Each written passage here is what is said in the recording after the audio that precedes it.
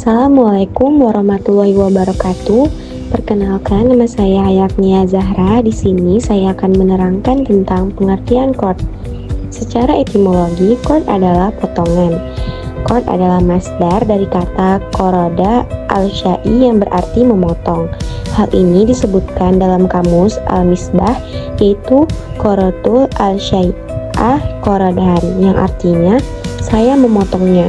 Kata ini biasanya digunakan pada jenis harta yang diberikan kepada orang lain untuk dikembalikan.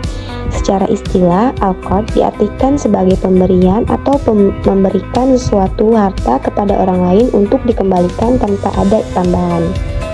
Mazhab Hambali memiliki pendapat bahwa al-qard ialah menyerahkan modal pinjaman kepada pihak yang memanfaatkannya dan modal itu kemudian dikembalikan barang penggantinya.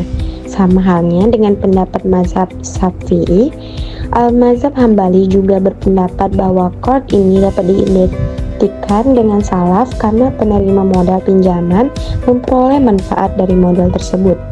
Berdasarkan beberapa pandangan di atas, maka dapat disimpulkan bahwa al-qard ialah modal pinjaman berupa barang dan uang yang diberikan oleh pihak lain yang mempunyai kelebihan harta kepada pihak yang membutuhkan dengan kewajiban pengembalian sesuai jumlahnya atau memperoleh manfaat atas apa yang diberikan. Secara terminologis, arti pinjaman adalah menyerahkan harta kepada orang yang menggunakannya untuk dikembalikan gantinya suatu saat. Pinjaman dapat dibagi menjadi dua bagian, yaitu pinjaman seorang kepada hambanya dan pinjaman seorang untuk saudaranya. Dari beberapa definisi di atas, maka disimpulkan bahwa akad al-qard adalah perikatan atau perjanjian antara kedua belah pihak, di mana pihak pertama menyediakan harta atau memberikan harta dalam arti meminjamkan kepada pihak kedua sebagai peminjam uang, atau orang yang menerima harta yang dapat ditagih atau diminta kembali harta tersebut. Dengan kata lain, meminjamkan harta kepada orang lain yang membutuhkan dana cepat tanpa mengharapkan imbalan apapun.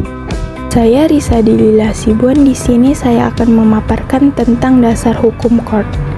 Chord memiliki dasar hukum yang kuat dalam Islam, baik dari Al-Quran, hadis, maupun ijma. Yang pertama, Al-Quran.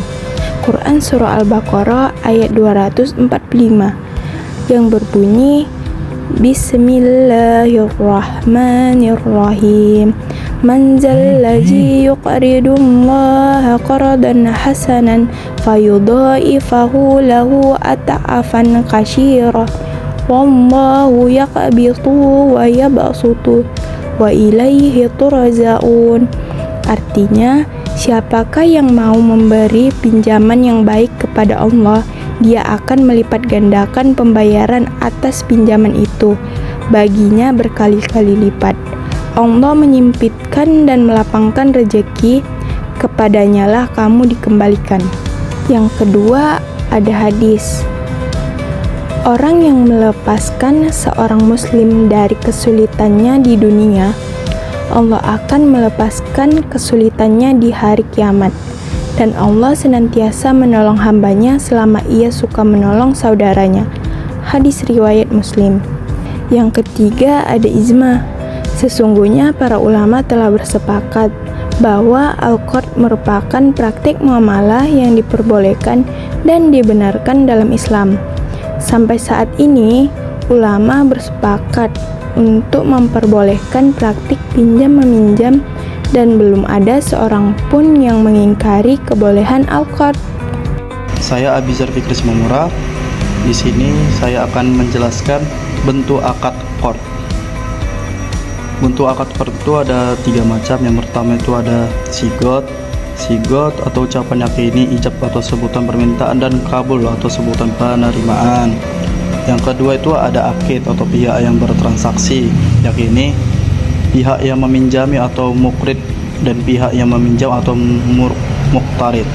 Yang ketiga ada al-maqud alaih, yaitu harta yang dipinjamkan.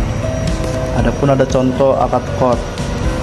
Contohnya, misalnya pada tanggal 1 Agustus 2024, Ahmad meminjam uang sebesar 5 juta rupiah kepada Hasan untuk membayar biaya sekolah anaknya. Ahmad menyampaikan kepada Hasan akan mengembalikan uang tersebut kepada Hasan sebesar 5 juta rupiah. Dengan akad ini, hubungan antara kedua pihak didasarkan pada kepercayaan dan kepatuhan terhadap prinsip syariah yang tidak melibatkan unsur riba atau keuntungan yang tidak halal. Jadi kesimpulannya, dalam syariah Islam, qard diizinkan karena tidak melibatkan riba atau bunga, yang dianggap sebagai praktik yang tidak adil dan eksploitasi. Oleh karena itu, qard menjadi salah satu bentuk transaksi yang diakui dalam ekonomi Islam, asalkan memenuhi syarat-syarat tertentu. Dalam praktiknya, penerima pinjaman diwajibkan untuk mengembalikan jumlah pokok yang dipinjam dalam periode yang telah disepakati, tanpa ada tambahan bunga.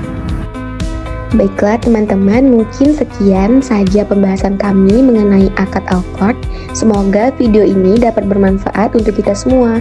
Terima kasih yang sudah menonton dan jangan lupa di like ya. Saya akhiri dengan wabillahi taufiq wa hidayah. Wassalamualaikum warahmatullahi wabarakatuh.